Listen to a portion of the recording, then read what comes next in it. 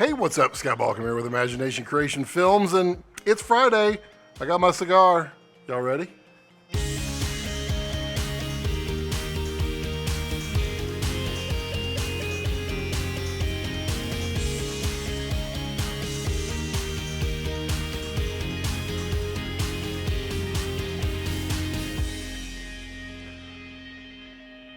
Oh, yeah, it is Friday. That means it is your day to interact with me. What a thrill and a pleasure that must be. How are you doing out there? How are you, wonderful people? I'm ready to talk filmmaking stuff. I want to talk about all kinds of, I didn't get to live stream last Friday. Lots of things and stuff going on. And yeah, I'm kind of excited because now I'm live streaming and it's Friday. And I don't know. Should I do more live streams throughout the week or just one a week? I feel like the middle of the week is lost. I don't know. I leave it up to you. What do you think? So how's the world? Jim's gonna go see Glass. I'd like to go see that myself. There's a lot of critics just pooing all over that, and I don't know. I've read several reviews, and people just, I don't know, people are so critical these days. I don't get it. I like to see story. Dog, it's not happening. Go lay down. I like to see, I like to see story. I like to see action. I like to see cool cinematography and that kind of stuff. That's what I'm after. Rex, no, lay down. Live dog training. Unbreakable was fantastic. Split, I'm okay. Hello, Magnus. How are you? Split, I'm split on Split. No, lay down. The Split went like really, really weird, and I mean, I guess that's the purpose of it, but it'll be interesting to see. It'll be interesting to see what they do with the Glass and the Split joining forces.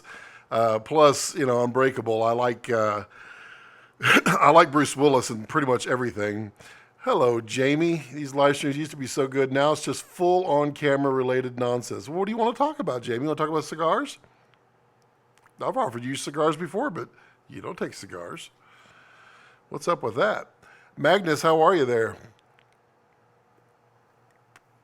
Oh, yeah.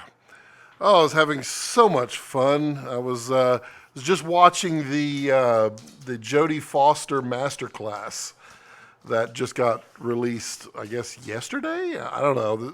Some people get like advanced notification and stuff, and I never do.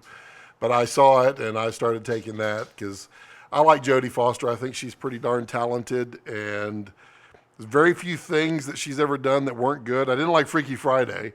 But other than that, I thought she's excellent both as a director and as an actor. So I was really excited to take that class. Jamie don't do cheap cigars. Neither does Scott, buddy. Neither does Scott. Scott may be cheap, but he's cheap so he can have the finer things.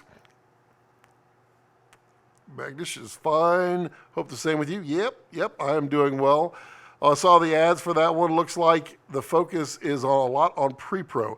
I've only watched like 2 chapters of it so far, and there's a lot of mindset that she talks about, which is good because that's the kind of stuff that I really enjoy and like devour that and use it for my own uses in the future. I did see a lot of pre-pro stuff though. Jamie's a director. That's true. Jamie is a director.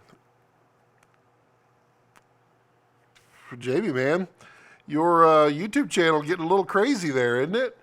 Aren't you ready to hire on a full-time DP? Right? You shoot everything, up your game a little bit. I think that's what you need. I think you need to hire out. Oh yeah. So Magnus, what?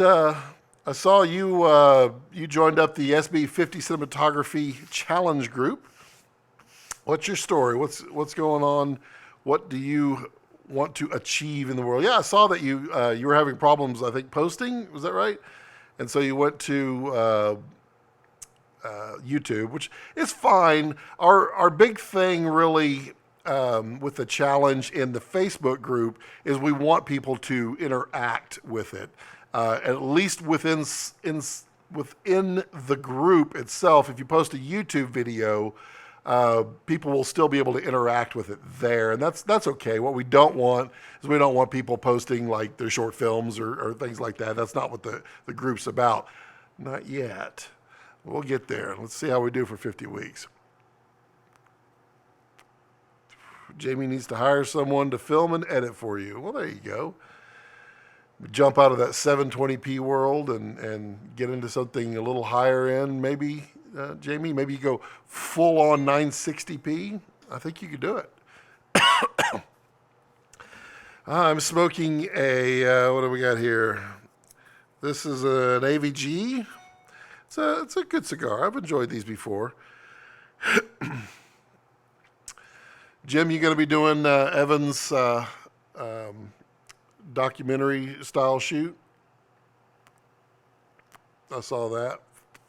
Ooh, Jamie going 360p. I like that. See, with 360p, you could put like 12 different videos in a 1080p feed. Have problems. Hey, you know what, Magnus? We all do.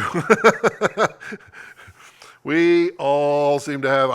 I was gonna live stream about 4 o'clock, but I had so many other issues. I was working on my laptop here, running compressor, which is hilarious because it was running the CPU at 500%, which on the OS X, it uses each core as 100%. But it's a 4-core system, so I'm not sure how it was going 500%, but I couldn't get anywhere. I couldn't do anything, so I was like, well, maybe I'll just wait for that to finish.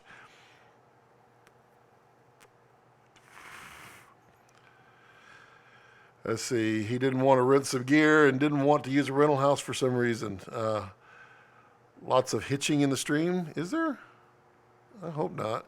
I'm going to have to figure out what the best thing in the world for YouTube is here, because maybe it's just my internet connection and there's just nothing I can ever do about it, except maybe pull fiber out here like some people I know.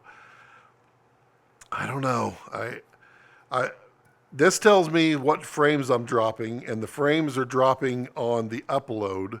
So, I mean, like right now, I haven't dropped a single frame. Everything, as I'm saying this right here, should be nice and smooth up to the YouTubes. But maybe not. YouTube stinks? Well, I don't think YouTube stinks. I think YouTube's just fine. I think maybe you're just a little bitter. Keyframe. Well, I can do a keyframe every 1 second. Let's see what that'll do. Maybe that'll help undo the jitters. Or maybe it'll make it worse. You never know. I'm going to move this off to the side because I keep dropping ashes on it. So, Jim, what are you going to be shooting here anytime soon? You come up with any conclusions on Blackmagic Pocket Cinema Camera 4K? Let's see. Fiber is evil magic. Fiber is amazing. I just don't know how to get it out here. Been doing good for the last little bit. 1080p works for me. Yep. 1080p is a great format. I mean, it would shock people how many movies come out on the big screen that are all shot in 2K. It is it is rather interesting how many that look so impressive when they're blown up and so, oh my God, this must be shot on 8K, and it's just shot on like 2K Alexa or finished at 2K. 2K is pretty powerful. That keeps freaking me out. I have a blue gel CTB hanging on a Fresnel over there, and the air is blowing in here and it keeps moving, but it's reflecting the lights off of there, so I keep seeing somebody off in the distance moving. I don't know how many times it got me when I got this little mannequin guy. He's not this one. The one that was in my video did y'all watch my video from last week? he kind of creeps me out. I keep walking in here thinking somebody's in my studio. What happened to the hype around 3D movies? Well, it's just that. It wasn't, it's not, I don't know. It takes a lot to change people's opinions on how film should be done. And my opinion on this is people have seen 24 frames a second for a movie for their entire lives. And you can enhance that, but you cannot change that. That you can make higher resolution, you can make wider dynamic range, you can increase the sound, but they want to see a flat 2D 24 frames a second image because they're not going there for hyperrealism. They're not going there to be involved. That's an experience. That's what a theme park's for. I mean, Avatar was a great experience, but it's not that great of a movie. What they go for is when they see 24 frames a second on a flat, giant screen, they can jump out of their mind and participate in the movie. That's my opinion. That's why I believe that 3D isn't going to go anywhere. I don't believe that the high frame rates are going to go anywhere. I do believe that HDR will go, and I do believe that the 8K will go. I believe all that will do just fine because you're still taking 24p and improving it. Rex, no. Lay down. Lay down. You're not getting out. Dog behavior. Bertram, hey Bertram, how are you? Jim says, and I decided I'm going to NAB this year. Boom. So no camera purchases until summer at the earliest. Well, Jim, I'm road tripping to NAB. Might want to tag along. I don't know. Maybe you just never know. I think right now the plans are a road trip to NAB and then a big rental house with a whole group of people. And then from there, I'm going to continue on through California again. But, Bill Howard, hey, how are you? Blah. Hello, Blah. Wearing the glasses sucks, especially if you already wear glasses. This is true. And, also the whole concept of the 3D that's in the theaters, if you turn your head, I'm always like doing Forrest Gump here like this. That takes away the 3D. And when I turn like this, or if I'm leaning up against my wife or anything like that, you lose the 3D. You turn like this a little bit, you lose the 3D. I just don't think 3D was going to be that good. Jamie says, I don't think film should be 24, 60 is better. Well, Jamie, that's your opinion. 3D sucks 90% of the time. Avatar and Gravity are the only movies I've ever seen that were made better by 3D. I didn't see Gravity in the theater, actually. So I can't comment on that. I thought it was a fairly decent movie. I am not on the huge, heavy love Gravity train. I just thought it was a decent movie. Captain EO. Yeah. I want to say thanks to you and Bill. I am really enjoying the SB 50 Week Challenge. Bertram, thank you so much. The Bill Howard, who's on here, and not Bill Hertzing, but Bill Hertzing's also in that group. That's really what we're trying to do. We want this thing, we want it to take off for a lot of reasons, but one of them is the more people you have talking to each other and seeing just the sheer nature of someone else doing something that you've never seen will change the way you do things. And it will change the way I do things. I'm taking just as much from all these other shots as they may be taking from mine. I haven't been, I'll be honest, I haven't been super awesome at doing my my moves or anything yet. My problem is I'm always a one-man band, and getting talent is always a struggle, but I will be improving my game as well as everyone else's too. Let's see. But Bertram, thank you. Tyler, good afternoon. How are you, sir? Nothing beats Captain EO. That is true. Captain EO was pretty fantastic at Disney. What's everyone's next camera purchase? I don't know. Whatever. Blah, so true. I don't know who Blah is, but Bertram, Jamie, Michael, after purchasing the GH5S a little while back, I have blown my new camera budget for some time to come. No, Rex, lay down. Stop prancing. It's not happening. Let's chat about road tripping. Amy is meeting me halfway through the week, and we're going to spend a few days in Vegas. Maybe I could do the house for a couple days and get a hotel later. Yeah, we're planning what I did kind of 2 years ago with a couple of other folks, and we're just going to see what we can get together because we want to stop and see things, but we don't want to take 7 weeks to do it either. But it's kind of a nice drive, and kind of I want to see some things that I haven't seen before. So yeah, it'll be cool. Seeing Gravity on the big screen in 3D was definitely an experience, kind of like you said. Yeah, I would imagine it was probably better as an experience, just because they really, really sold all the movement, the three-dimensional movement that you get in space. I'll tell you, the most impressive thing for Gravity for me was finding out that all the glass on the helmets was all CG. When I found out, I was like, oh my God, that is so well done. But it makes sense.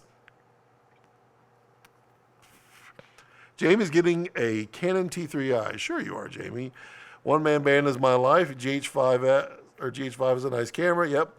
I so rarely have anyone see my work other than my clients. I'm really enjoying getting the feedback from other folks. Yeah, exactly. That is the purpose right there. And sorry, cigar must happen. I love cigars. Bill and I right now are kind of talking in the background of what kind of things we can do to take it to the next level each and every week, just to keep everyone excited and energized. Because I know a tilt and a pan is a little light, but we're trying to build up not just your basic moves, but your basic courage as well to put your work out there. And so doing a simple pan, well, there's not really a wrong way to do that. And there's not really a wrong way to do anything. It's just a question of what serves your story, and that's what we're going to be working on towards the latter part of this challenge. Bill, you want to chime in on that if you see so inclined to do so? Yeah, Bertram, you have a camera, and it does real estate work, but it can do other things, right? You don't just have to use that camera for real estate. Take it home on the weekend and have a little fun with it. Start telling some stories. Build yourself into a storyteller that's not just the story of the house. On your road trip, you should stop and see the second largest ball of twine. Isn't that in Kansas? I'll have to go back and watch Vacation to find out where it is. Okay, gang, got to run. Have a great weekend. Yep, Jim, great. Good to see you, buddy. Be safe. Be good. Bertram, yeah, I need to branch out a bit. We all need to branch out. Scott needs to branch out a lot, too. Scott needs to stop trying to be a one-man band and stop making his dog stay inside because, we got to branch out a little bit. The problem is I let the dog out. He goes and chases all the deer. Well, how much fun is that? So, is anybody working on any cool projects or have any cool ideas for projects that they're working on? I mean, if you don't want to say anything, that's cool. But, chit chat, that's what we do. That's what we talk about. I like, have y'all been watching my Cinematography 101 series? Is that helpful? I'm taking my time with this series on purpose because I think that is what is going to help most people, because I've seen a lot of videos where they kind of throw it into a 30-minute video, but people's attention spans are not 30 minutes. They're 6, 7, 8 minutes. And so I'm trying to give a little bit, just a little nugget of knowledge every single time to see if we can build that way as well. And that's just something that I've been wanting to do for a while. Plus it reinforces it in my brain because we're all learning, all of us. Yep. as Bill says, we're hoping at the end of the challenge that you'll be able to tell the story of you through cinematic processes. And you know what? Telling a story about yourself is a good challenge. It's not something I've been able to do, so I'm looking forward to doing it. Learned a lot of lighting and how it affects the subject. Yep. There's going to be a new one. I just finished it this morning. I think I'm going to drop it on Monday. My problem comes, I plan on doing 2 or 3 videos a week. Life happens, things happen, and I don't get them. So I feel like really stressed. If I put this video out like today or tomorrow, and then Monday rolls around and I don't have anything, I get all stressed and worried about it over the weekend. And,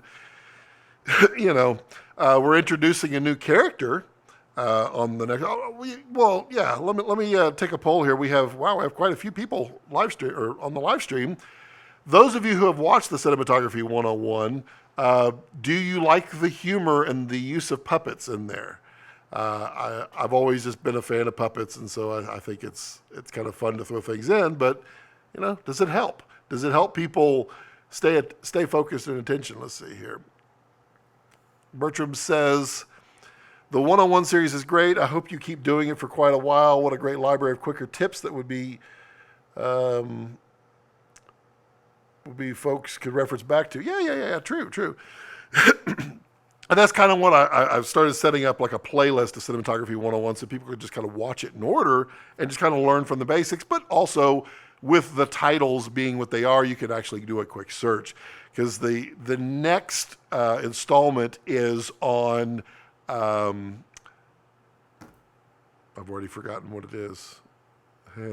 Oh, yeah. The use of key lights and the 2 types of key lights. So we have high key and low key lighting. And the cool thing there is, like, high key is fairly simple. Low key, thousands and thousands of combinations, and I'm going to start breaking all those down into individual episodes for each one. Well, not each one of the mains, and then people can vary them from there, but they can just understand, like, the use of just a single light and what it can do.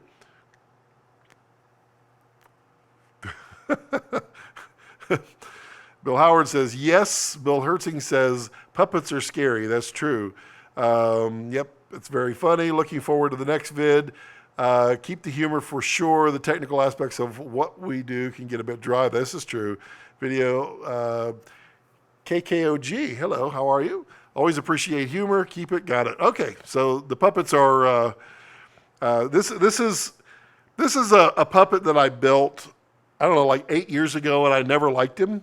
I thought his head was too giant, and he wasn't what I wanted.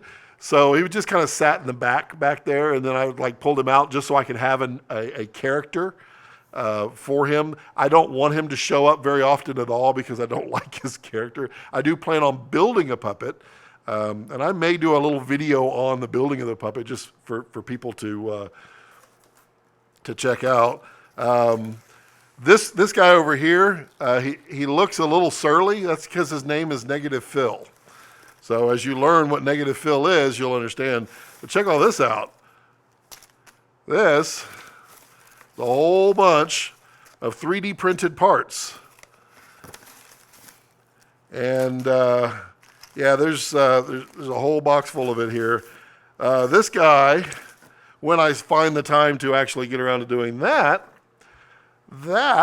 is going to be a full animatronic head for just a character so that I can actually interact with something a little bit because, like I say, I'm a one-man band.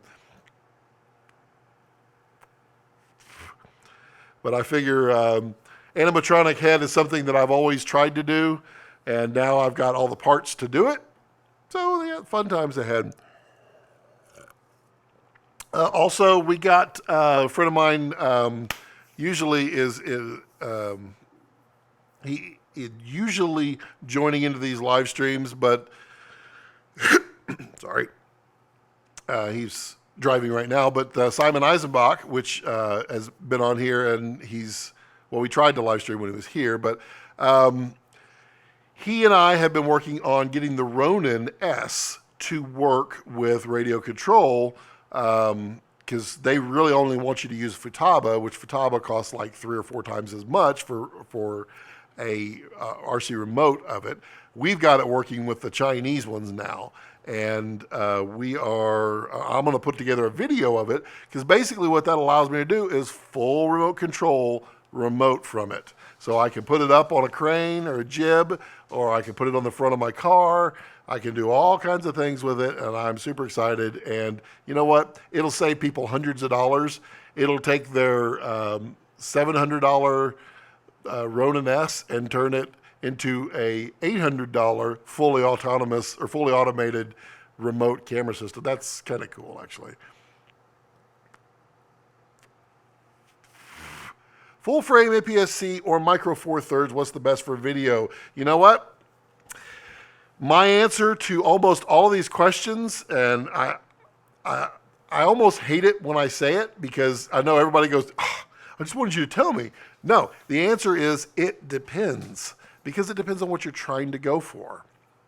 I always say that you should try to serve your story as best as possible. And sometimes your story doesn't require very shallow depth of field. And so you can get away with the very smallest of cameras. I mean, the camera that's in the iPhone is tiny, but you can actually tell a good story with it. So there's not really a huge advantage. I mean, there's a few things that come with the territory. Usually, the larger the sensor. So I'm actually doing a cinematography 101 on this, but a camera is a bucket. It's a light bucket. And when you open the shutter, the size of the bucket itself allows it to capture X amount of something. So you can capture X amount of light, or you can capture X amount of pixels. The more pixels you put in, the less amount of light per pixel gets through, and your bucket will be full of more pixels than light. The larger your pixels, the lower the resolution, but the larger the sensor, the more light comes through per pixel, and your light bucket is full of light. So in general, the larger the sensor, the better they are for light, the light sensitivity. But that's not an absolute, because, I mean, as sensors get better, a new APS-C sensor would be better than a full frame from 3 or 4 years ago as far as light capability. So you never know.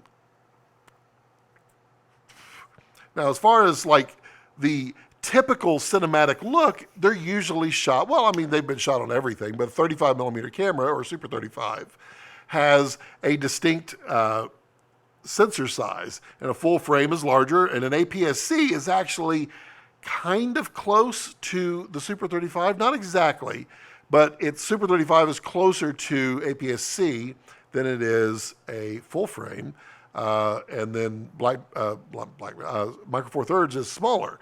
But you can also cheat. So I put a pair of glasses on this GH5 right here, which is a micro four thirds, very tiny sensor, but the pair of glasses on it is a Metabones, I've lost the term, but the Metabones focal reducer is what it does, but it is I forgot the term, but what it does is it cheats it, and it presents a large sensor amount of light to a small sensor. It magnifies it in such a way. So I can get that shallow depth of field with the GH5 with its tiny little micro four thirds, speed booster is what they call them, using that camera. So, I mean, you can adapt and you can overcome. So it's not really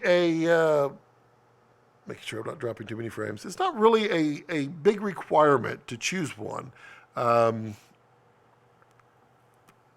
Typically, the larger the frame, the more expensive it is. I mean, that's fairly true. I mean, I use different sensors for different things. When I'm out and about, or when I'm trying to tell a quick little short story, or I don't need anything dramatically different than what the GH5 can do, I'm just carrying around the GH5. GH5 does wonders. When I'm doing time lapse, I'm usually doing time lapse on the A7R2, although I might be upgrading to the A7R3, or maybe if a new one comes out here in like between 1 to 3.5 months, I might jump to that one. And the main reason is I do time lapse two ways. I do time lapse of sunsets, sunrises, daytime, and then I do time lapses of astrophotography and Milky Way and nighttime skies. When it comes to that stuff, you need as much light gathering ability as you can, and you wish to denoise that image because you're still going to be pushing the limits of sensor technology. With the A7R2, I can shoot 8K of time lapse on that by taking 8K stills. And then when I take those down to 4K, then I'm using 4 pixels for every 1 pixel of output, which means that if there's noise in one of the pixels, when it's recompressing, it's going to take the average of them and it's going to denoise automatically. So you actually gain a cleaner picture.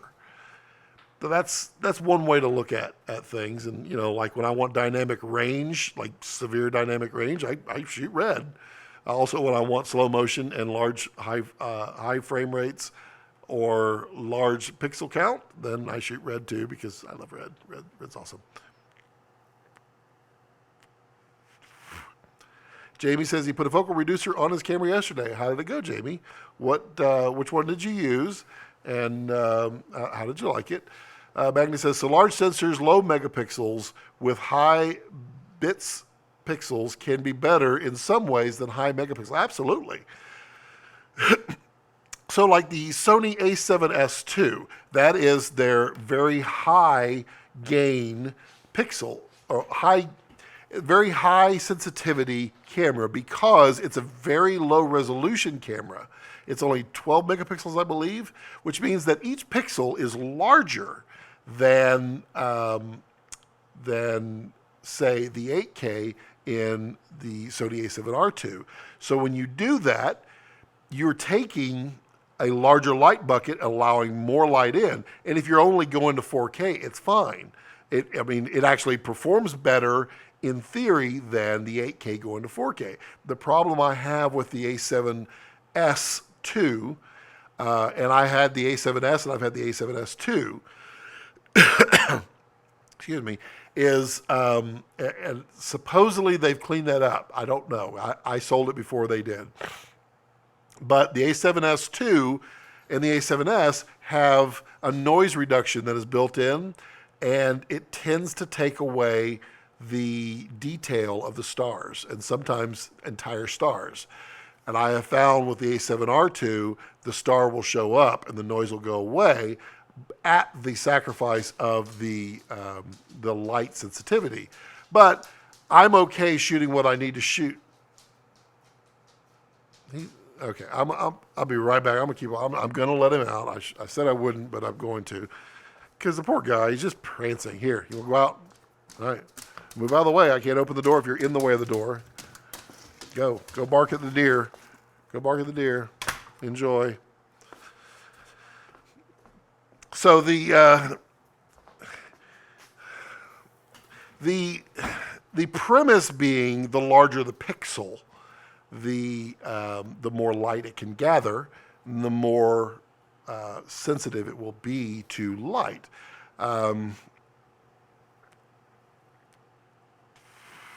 The A7S III will be good. I believe it will. Whether it will, whether it'll eat stars, I don't know. I'm guessing they probably have heard enough about that and they decided they'd do something about it. Bertram says, yep, I have loved what we're getting with the Metabones XL on the GH5S. Yep.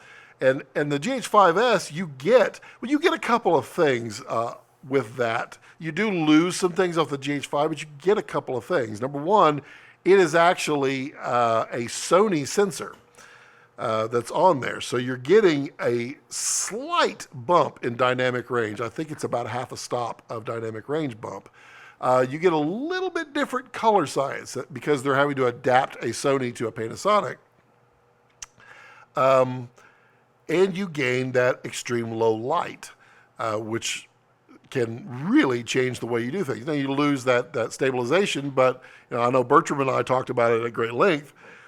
What do you need? If you're on sticks, you don't need the in-body stabilization. It doesn't matter to you because your sticks are going to be doing it. Oh, that's a quick tip. I forgot to tell everybody. I think I forgot to tell everybody on the cinematography challenge. If you are on a tripod, turn off your image stabilization. It will work against you because you move your camera and it goes, whoa, something moved, let me correct it. Doesn't help, so make sure you turn that off.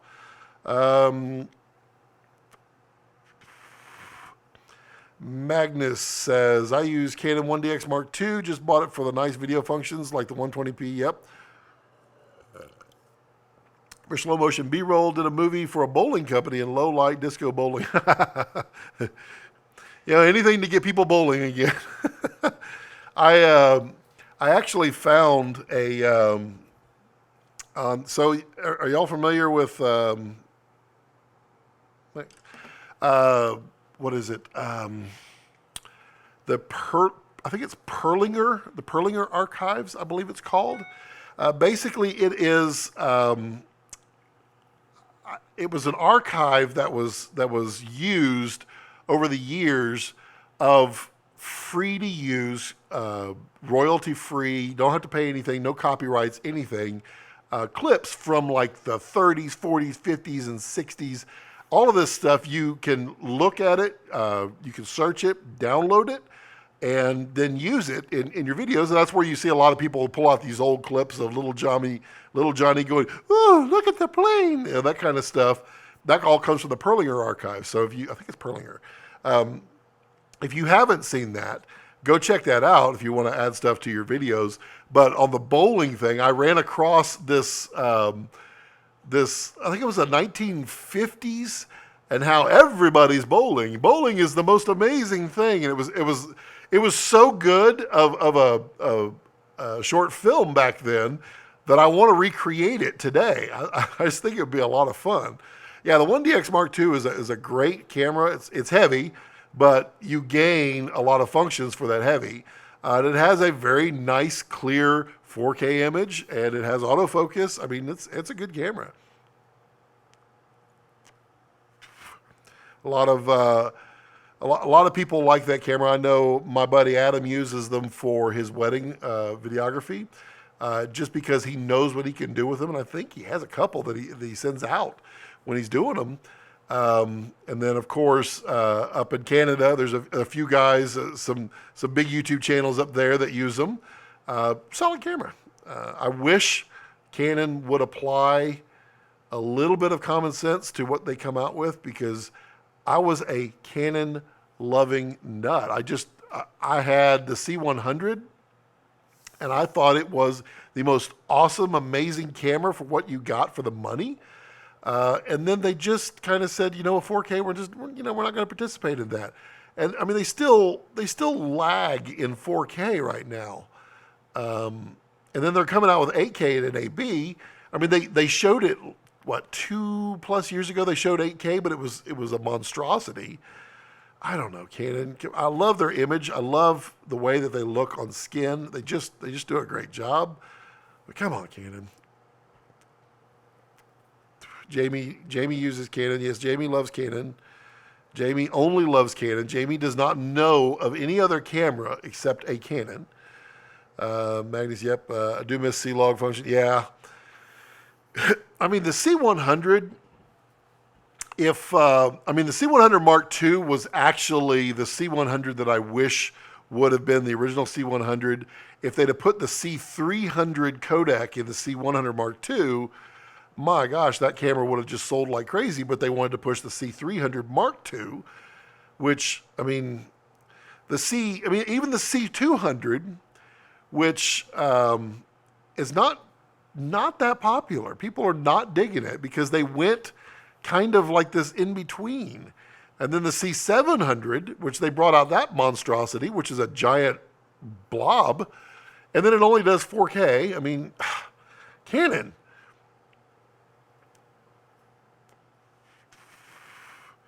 Canon Camp here as well. Expect for my two Panasonic. Yeah. I mean, when I was going to jump from my C100, my serious choice was a C500 because you could shoot 4K with it. What I didn't like about it was how you had to shoot 4K with a C500. It was menacing.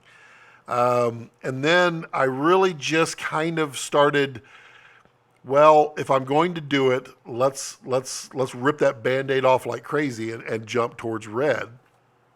And I did a ton of research on Red. So, I mean, some of you know that I've been a Red Camp supporter since they first came out. And my first HD camera, I was on the fence as to whether to wait for the Red 1 when it came out versus the HVX 200 Panasonic that I bought. And I mean, I really, really wanted that Red because I believed in everything they were saying. And it's come to truth what Red has done. They really have disrupted the cinema camera world. And so well, thank you. Thank you so much. I appreciate that, Lasha. How are you? Where are you from? Wow. Where are you from? What's going on? What's your story out there? Yeah, so Red has always been a huge thing that I've followed. And when I decided to jump from the C100 and I said, let's make it hurt, I decided we were going to go ahead and do the Red. And I have not been disappointed ever with it. Let's see here. Magnus says, for the Canadians, do you mean Peter McKinnon and Maddie? Yes, of course I do. What's hilarious is when I'm on the spot of quoting a name, I will not remember that name. It is the worst thing that I have of my brain. I know who they are. I've spoken, I've shaken hands, I've interacted many, many times with these various people. But the moment that I have to say their name, I forget their name. I walk up to somebody and go, you are, I want to say George Spielberg. I know what it is, but you get my point.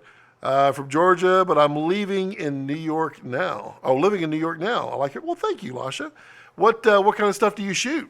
Do you a filmmaker, storyteller? You're from Georgia. I was from Georgia as well. Well, part of my childhood, I was in Georgia, the Atlanta area.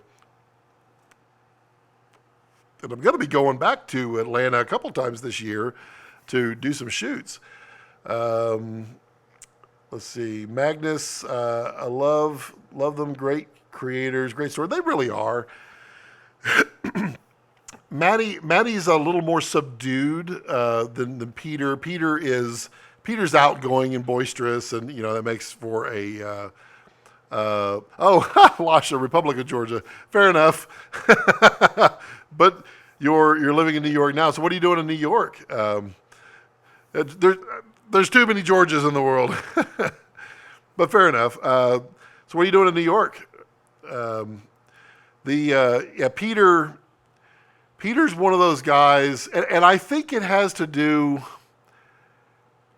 the people who are really good, and I'm doing this on purpose, people are really good, like explaining things with their fingers and moving things. They all have a magician's background. And the moment I found out that Peter McKinnon was a magician, and I was like, oh, well, that perfectly explains his the way he was. I followed him for, years, because it was, I don't know, maybe 3 years ago, maybe 3 or 4 years when he started up his channel that it is today. And I mean, I found him, I think he had, I don't know, maybe 60, 70,000 subscribers. He was just starting to do some of the newer stuff that he's got on his channel. Well, newer from what he's doing now. And I was clinging to his personality because he just has a way of telling stories. Let's see. Totally agree. Yeah, Lasha, where are you? Let's see here. I'm studying and also a videographer editor. Very nice. You are you studying to be a filmmaker, or are you a film student, or what have you? This is I'm always intrigued to hear the stories of everybody. Lasha, are you? Did you? I hope I'm saying that right. Lasha, is that right, or is it probably Lasha? But Lasha, I don't know. Did you see our cinematography challenge that we're doing right now? I mean, it's great for everyone, and welcome you to join in on that as well. I put a video out this morning. Bill Howard, who's on here, he is we're partners in this, and it's basically about getting people to start back to basic and kind of grow and share amongst people in a Facebook group. So we give a challenge, you do the challenge, and then you upload your video into the Facebook group, and then everybody discusses, and then we're going to be pulling those out and discussing. I don't know if you're familiar with that, but I encourage you to join that group because we always love people to join in. It is, it's one of those things where that's how you get community. You get, I kind of think of it as like a campfire. When you get a bunch of people who are all just from different walks, different parts of the world, and different mindsets, but they're all storytellers. They all have a common goal. It's like sitting around a campfire telling stories, and that's kind of what the SB50 Cinematography Challenge is to get a bunch of storytellers together to kind of sit around a campfire and learn from each other and help each other grow. Because I mean, gosh, I wish I had that back then. I mean, when I was first starting off, it was rough because no one wanted to share anything. No one wanted to tell you how they lit a scene. No one wanted to tell you anything. They're like, oh, it's inside secrets. Nah. Oh, you're thinking of buying the Red Dragon X5K. I can tell you, I love that camera. That is a cool camera. And do I think you should buy it? I don't know. Gemini, also a good question there. I will probe your mindset here a little bit and see. I'll give you my opinion on them because they're definitely two different sensors. Just one moment. Peter and Maddie are talented. I also kind of hate them for inspiring the flood of slow-mo B-roll that's flooded YouTube. It seems they've become such a crutch. It's true, and I love it too. I mean, I get out there and shoot B-roll all the time, and if you go back, like a lot of my vlogs that I did like 3+ years ago on here, it was all B-roll, all before, well, not before they were doing it, but all about the same time. Everybody was kind of doing it, and what I found was I enjoyed my B-roll like montages so much that I didn't want to talk. So I cut out all my speaking that I would do on my vlogs. It's just B-roll. So Gemini or Dragon. So Lasha, what is your intent? Because let me put on my red hat here for a moment. The Dragon was literally one of their most successful sensors, to the time, because it was miles above the MX, the Mysterium, and all the way back down to the Red 1 sensors. The Dragon had so much dynamic range and it had so much beauty. They've been putting the Dragon, of course, into the Scarlet and the Raven because they know how to make that sensor. And I'm a Red Epic 6K Dragon owner, and they finally have realized, and I think I did a video why Red rocked your world. Well, so that needs to be updated actually because they did change a bit. What Red is doing is they've gotten rid of the various speeds and performance in their bodies. So it's basically you get a vanilla ice cream cone, and then you get to choose your flavor of ice cream on there. And so the Dragon, being one of their most successful, has this amazing color to them. They're really, really a beautiful image that comes out. Then they came out with the Helium. Helium is a lot different. And people hate the helium. People hate the dragon. I mean, it's nothing new. The helium is a different feel of color. Then the Gemini, of course, it came from NASA's requirement. They needed a very low light capable camera. Red had learned from from Dragon and from Helium, and from taking Dragon to 8K, which did not work out well for them in a manufacturing sense. And they redesigned Gemini. So with Gemini, you're getting that color that came from Dragon, and you're getting the low light that NASA needed. So they're very similar in color, which I do love. Now, the helium being different, and then you've got Monstro up above, and Monstro is what they've learned from the Dragon, as well as developing the Gemini, as well as the helium, and they created Monstro, which has a very similar color, although it's a little different. And so, I mean, between the two, it's a question for you. What do you intend to do? Do you need the lower light capabilities, or do you want to save the money? That's a good question. Let's see here. 2 meters of snow in Texas. No, Magnus, we don't get snow here in Austin except for maybe once every 10 years. Let me see B-roll. Weather bad in Texas right now. Scott seems to be getting a fair amount of dropped packets tonight. Oh, I apologize for that. Seems to be okay right now. Do most Red cameras have APS-C sensors? No. They try to make them very close to the Super 35. So the Dragon X, which is the 5K Dragon sensor, is, I mean, microscopically smaller than a Super 35 sensor. The Gemini is a Super 35, but it's taller. The reason it's taller is it allows them to use it for anamorphic, so it allows you to have a more vertical to stretch back down an anamorphic. So they are Super 35, really, really close. Now, the Dragon 6K was actually larger than Super 35. It was right between Super 35 and full frame, although a little bit closer to Super 35. The Monstro, which is their VistaVision sensor, is actually full frame, and it's VistaVision, so it's not full frame. It's kind of squashed and pulled a little bit compared to full frame, but it is effectively a full frame size, because when you're talking full frame, they're usually just measuring diagonally. When you're talking Super 35, well, you're talking a width and a height. Sorry, I keep coughing here.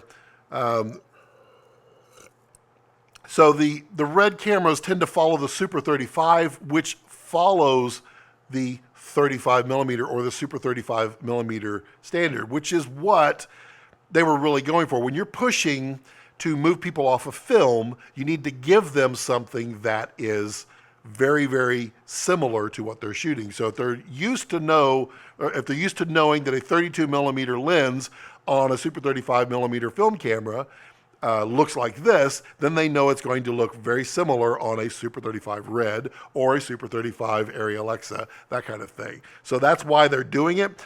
The market right now, they're trying to figure out how to sell more cameras. The whole market is. That's why everybody's going to these larger frame cameras. How do we change things? How do we sell more? How do we take things to the next level? And also, how do we pack more pixels in? You know, and so that's why, like, VistaVision with Monstro and then Dragon VistaVision is larger. And then also you've got the Arri LF, which is basically two Super 35 sensors that are this way, and they turn them and put them like this. They're stacked together, but you then get a full frame vertical and width out of them. And then there's the Alexa 65, which is actually three of them all stuck together. Let's see here. Here in Sweden, we do have to dig our way through. Oh, yeah. You know, I'm actually quarter Swedish. So I don't get to spend any time in Sweden. In fact, I've never been, but I'm going to go. I'd like to go to Sweden. That's one of my places to go. Lasha says, I will need to use lights anyway. That's why I think of Dragon X. So here's something. So I was talking with another YouTuber, a big YouTuber out in Europe, who just recently purchased a Gemini. And one of the things that people are noticing, people who have not used Red before, that they're noticing noise in their in their output file. Or sorry, let me refresh my statement. They're noticing the noise on their footage when they're done, and the thing that that needs to be understood is Red does not do any noise reduction at all on any of their sensors or any of their process chain. So what happens is people that are used to, say, a GH5 or a Sony or a lot of these other cameras, they get the Red and they say, oh my God, it's noisy. It is noisy because they haven't changed or colored the image in any way. And that's what, so noise reduction, if it's in camera, you have no say. My dog is now barking to come in. I bet it's raining. I'll keep talking. The noise reduction, if it's in camera, it's done. It is done the way that, come on, that the camera manufacturer wants the footage to look like, or wants the noise reduction to happen. The problem with that is you don't have an option as to how it's done. So if they do something that affects your footage adversely, well, you're stuck with it. And so Red, from the start, they said, we don't want to do that. We want to let you have the option. So you add noise reduction in post. And so what I would tell you with the Dragon X and the Gemini and the Helium and the Monstro and all of these others, that when you're talking about Red, your cleanest image from the camera is going to come when you pour a ton of light into it. They love light like crazy. And you will get a beautiful clean image if you give it tons and tons of light. Now, people buy a Gemini and think they can shoot it at 5,000 ISO. You can, but you're going to denoise that like crazy because there's still noise. The ability, though, is that your dynamic range is held differently in a low light mode on the Gemini versus the Dragon. So you actually get more stops of light into your camera, but you still have that noise. So understand that with the Dragon and the Gemini or any of those others, you're going to denoise that footage. Everybody denoises in the professional world. They really do. They just don't tell anybody. So like you're saying, you're going to need lights anyway. Yeah, always. If you can control the lights, you can control your scene and you can do anything you want. With the Dragon X and the Gemini, they're both outstanding when you feed them with light. They just have a beautiful color about them. They just have a great dynamic range. Now, the gain that you're going to have is if you go to a night scene and you can't add light, you're going to be able to pull a brighter image than the Dragon with the Gemini outside, like a night shot exterior where you don't get to fly up a big light. You're just shooting city lights down the way. You're going to get a cleaner image out of the Gemini than you will a Dragon. So keep that in mind. Is that worth 5,000? I don't know. That's up to you. It is. I personally love the Gemini. I think it is amazing. I would love to see an 8K Gemini, but an 8K Gemini is not something that can be. They can't extrapolate the 5K Gemini sensor to a full frame or smaller sensor size with the Gemini pixel technology that they're using. It would actually expand out to like a 7K, I think. I did the math a while back on it.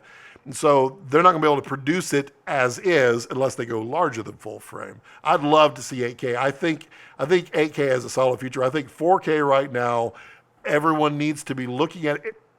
If if your client is looking for, high-end footage, 4K is where you want to look. If your client is not asking for it, then you don't need it. So, I mean, there's lots and lots of stuff we were just talking about earlier that's still shot in 2K on the screen, and it looks great because it's still about story. So I hope, Lasha, that helped you a little bit. I still think that you need to make your own decisions on this. And, when you the other thing to think about with a Red is you can't just buy the brain. You've got to buy all the pieces to it. And Red does have their Dragon X package, which is $20,000, and it includes all the stuff that you need. And you can apply that logic to the Gemini, and you can add basically $5,000, and it would come out about the same to the Gemini price, another $5K, and you're going to get everything you need. But you never stop. I mean, once you buy a Red and you're getting the images out of there, then you end up buying more and more accessories for it. You got to buy batteries and all kinds of stuff. Make sure your budget can afford it. So if I would tell people, if they're looking at Dragon and they're looking at Gemini and their budget's going to be super tight with the Gemini, then I would probably have you think a lot more about the Dragon, because of you can then have a little bit of breathing room to get things that you need for it. But either one of them is a fantastic camera. I love Dragon. I mean, I told Jared a few weeks ago that, I just absolutely love the Dragon sensor. And it's a great sensor. Let's see here. Our high-end Arri cinema cameras, Super 35 as well. Yeah, the Alexa, they have, their sensors are larger, they're taller, but they're Super 35 basically. So they have kind of similar to like a Gemini, they're taller. They're actually a 4x3 sensor, because there is actually developed, the sensor that they're using, the Alev 2, I think it's called.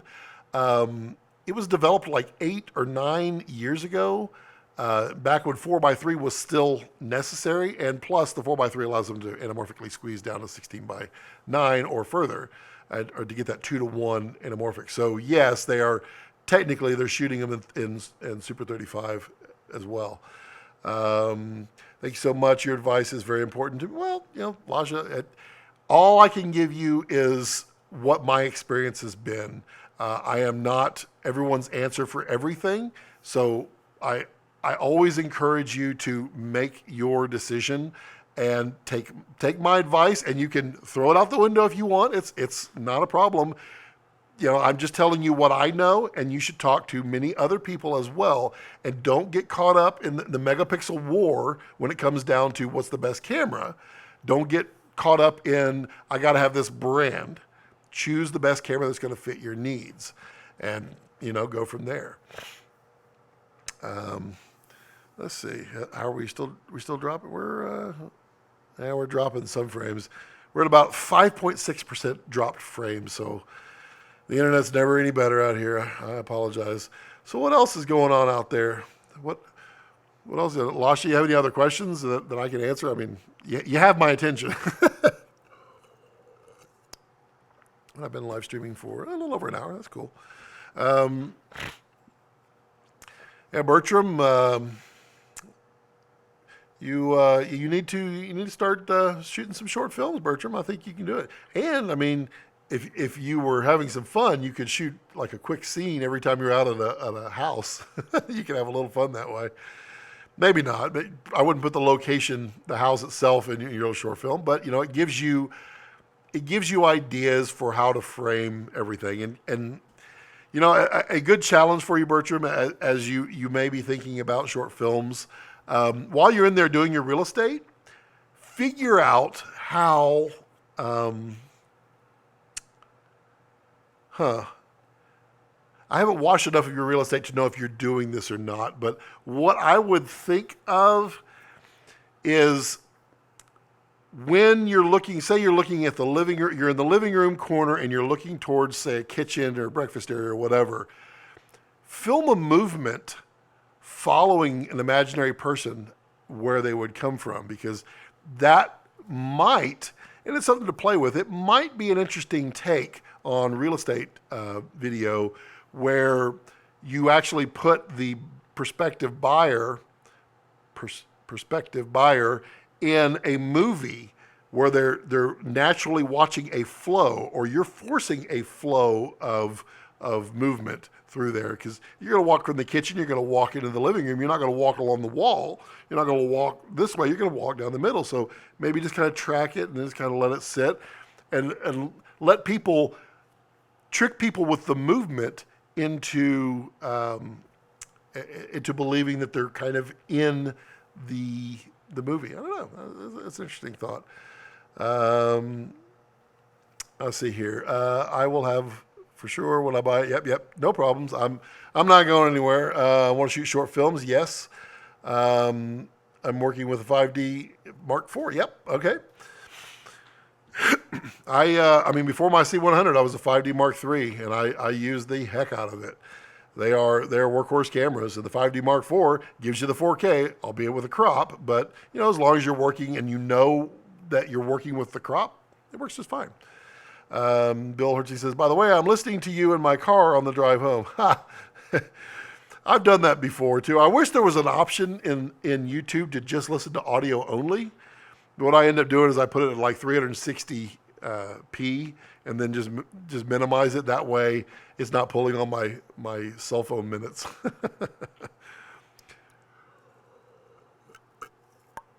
So Lasha, are you staying in the States to work, or are you going to go back to Georgia to work?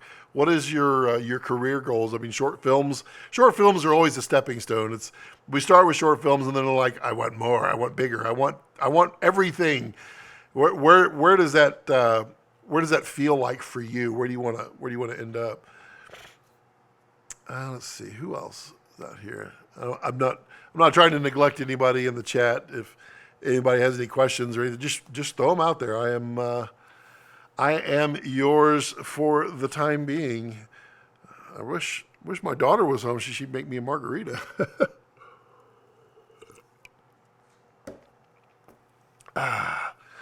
And somebody, a friend of mine in Austin, she commented on the mess on my studio here, so I've been cleaning it a lot. This is actually just from a shoot last night for the Cinematography 101 video that's coming out on Monday.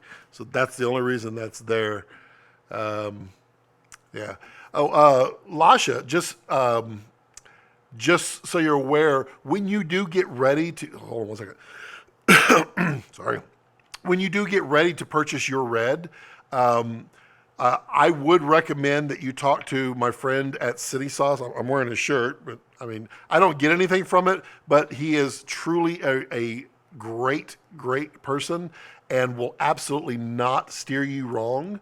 So when you do get ready to buy your red, talk to City Sauce. It's worth your time and effort. They all have to sell them for the same price, so you're not going to get a worse deal or a better deal from anybody. However, you're going to get an absolute credible and useful build. So he'll tell you, hey, don't buy this because most people aren't enjoying the use of that, or buy this handle, or don't buy this handle, that kind of stuff. So I highly recommend you do City Sauce. I actually just realized I was wearing his shirt today. Maybe a couple years I'll stay. Yeah, cool. That is cool. Yeah, it is. Filmmaking used to be a U.S. and Hollywood only thing, and now, I mean, it is all over the world. It's insane how much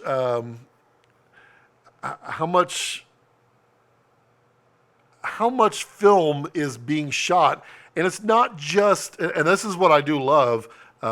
It's not just like American films that are being shot elsewhere and then brought back to America and then turned around and like dubbed or whatever for other countries. It is the countries have their own Hollywood now, and it is truly awesome that that is happening in the world, because you know what, we need more stories everywhere, and everyone's got a story, at least one or two, and they need to be told. Let's see. Random Elias. Hello, Random Elias. How are you? Sup? How's it going? I don't believe I've spoken with you before. Where are you from? What's your story? What's your game? Are you a filmmaker, storyteller, or just random? So yeah, Lasha, Cinesauce and talk to Kurt Pear would be the guy you want to talk to, or anybody there. They're all helpful. But Kurt is the owner, and he is also that. I mean, he's been shooting Reds since they came out. He's got some amazing stories that he can share of film shoots that he's been on. It's pretty amazing. Have I worked on some Hollywood movie? I have not yet. Soon. That is very, very short-term career goals. As my filmmaking journey has always been hampered. I've told this story a couple times in I think live streams.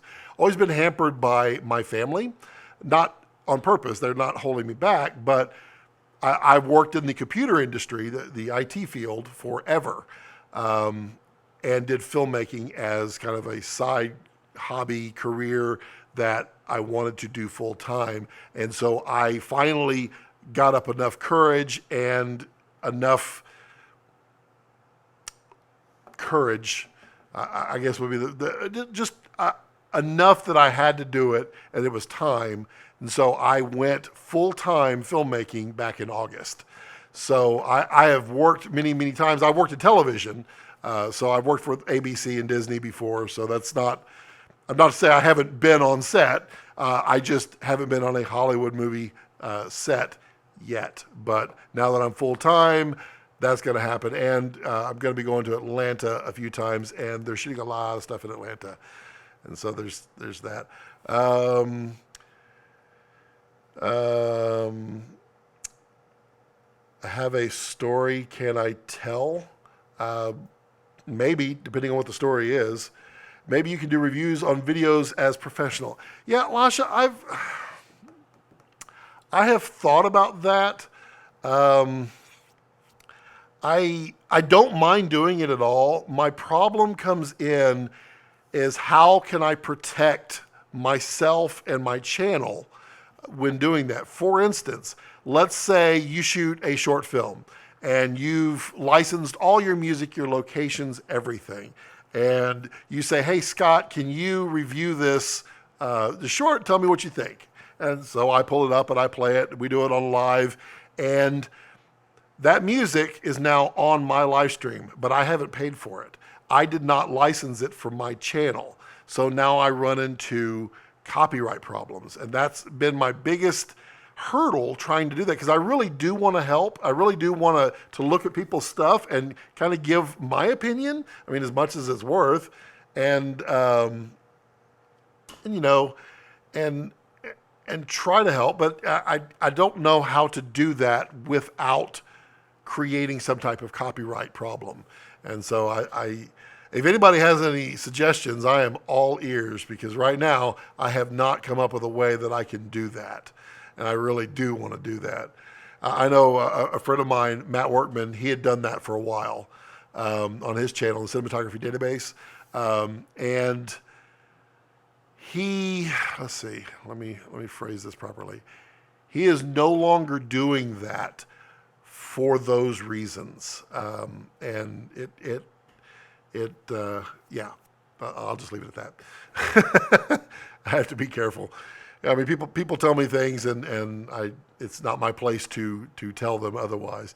And I know like others have done that as well. Like Film Riot, Ryan Connolly, he got into some problems with copyright as well, and he had all the permissions to do so. However, they didn't see it that way. So yeah. My mom and dad Didn't help, and they took drugs and drunk and hit me, and I was like 3 years. Then I called the cops. My mom and my dad is in prison, and and I am adopted in 1 year now. Okay. Tell me where this is going, random. It's there. I don't know where this is going yet, because I've had some issues in the past where people tend to take over the chat, and I don't want that to happen. If that's not your intentions, just let me know, and we'll proceed. Let's see here. Ooh, we're dropping a lot of frames. At some point, the internet fights against me, and I can't stream anymore. I do live out in the middle of nowhere. Lasha, I wish that I lived in New York where I had high-speed internet. That would be amazing. I would have so much fun. But I have lots of friends in New York. Lots of friends. No, I don't want that. Okay. No problem, random. I just, I don't want, I think you understand what I'm saying. Just wanted to make sure that's not what it was. Is this a story idea you want to tell? Talk to me.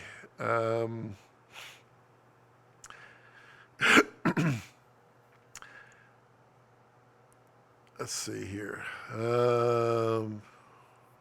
Okay, got it. Okay, fair enough.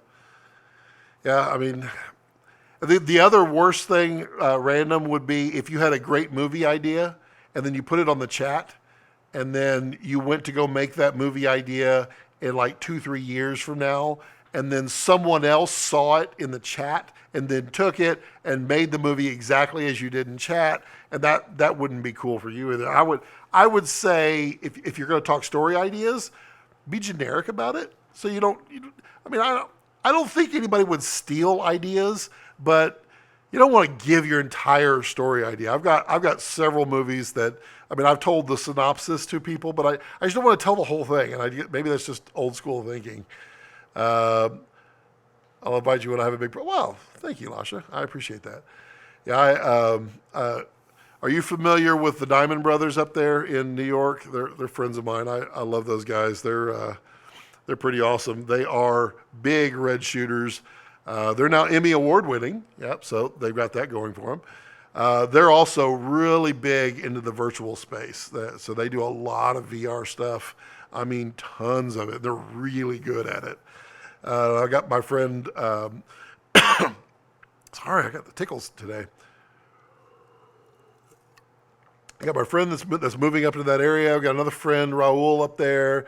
I got lots of people up there that in New York. And New York is a cool place, and I've only been, I think 3 times I've been to New York, and I really, really want to go. We'll have coffee, Lasha. It's small on foot. That's all right. You know what? We all start that way. Every single one of us. But that's what like the SB50 cinematography challenge. I have a feeling that as this thing grows, some of my bigger friends who are in the Hollywood actual on set will be joining in to help and mentor a little bit as we go. They're apprehensive about just joining another group and doing that kind of stuff until their value, and I mean, they're the nicest people, don't get me wrong, but they have so little time. So when their value is of a wider expertise or wider availability, I think we're going to have a few more join in and help on that mentor train, which is super awesome because, yeah. I look forward to that. Just doing weddings this time. Oh gosh, I cannot stand weddings. I'm so bad at weddings. when you're doing a wedding and you're setting up and you're just going through your mind, what have I forgotten? What's not going to happen? Because it's a live event that they won't redo, and that stress just kills me. I love being more on a commercial set, music video set, short film set where, all right, back to one, and let's do another take. Wouldn't that be great if we could do that for for weddings. Only one person that I've ever known has successfully done that on a wedding video, where they got to do multiple takes of the wedding. Now, it's kind of a cliche, but my friend Joe Simon, he's Austin guy, but he used to be like the premier wedding videographer. And he was so big that Canon brought him in to do a faux wedding, shooting with the Canon cameras to show off how great they are and how amazing everything is. And so they actually hired out a church and everything, and they did this beautiful wedding. And it really was beautiful. It was very typical of Joe's work. And so he got to do multiple takes of a wedding. So it's the only one I know of. Joe is now doing much, much bigger things. Joe took over for Philip Bloom on the Wonder List, if you've seen that on CNN. He also does a lot of commercials now, does a lot of like travel filming. I think he just did, I think it was for New Year's Day, but it was the new Dodge, whatever their highest horsepower car is now. He just did that commercial. He's out there. KKOG, shoot a friend's wedding with ooh, nice. I like big format cameras. That is nice. KKOG, do I know you? Have we spoken before? I don't. Introduce yourself. Let me know who's the person behind the K. I like large format stuff. I have been tempted to go back and start buying some medium format and large format film cameras just to develop my own footage with black and white. Well, not footage, but black and white photos. I've got all the stuff back there to do it.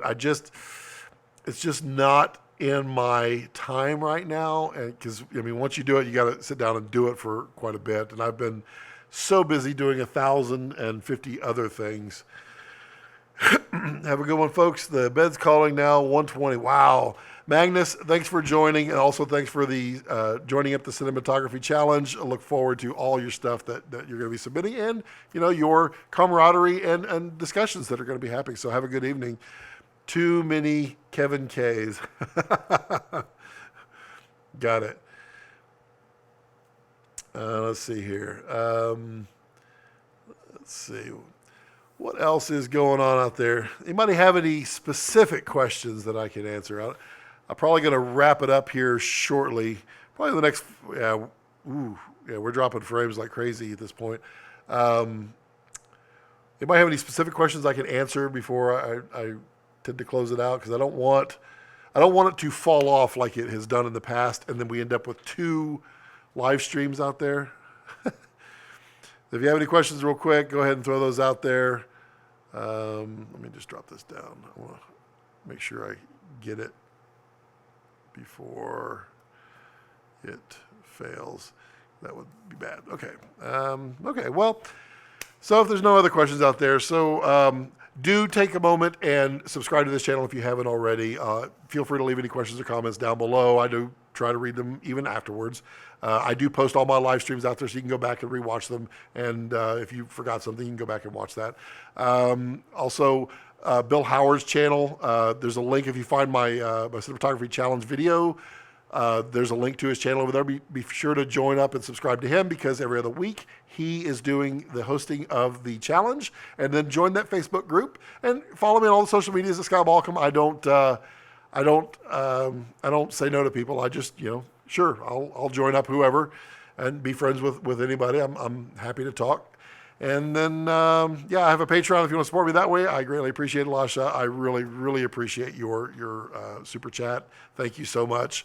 And I hope I've given you value on your super chat. But I hope everyone has a fantastic and wonderful day. And as I like to leave it, don't let your passions center around your life. Let your life center around your passions.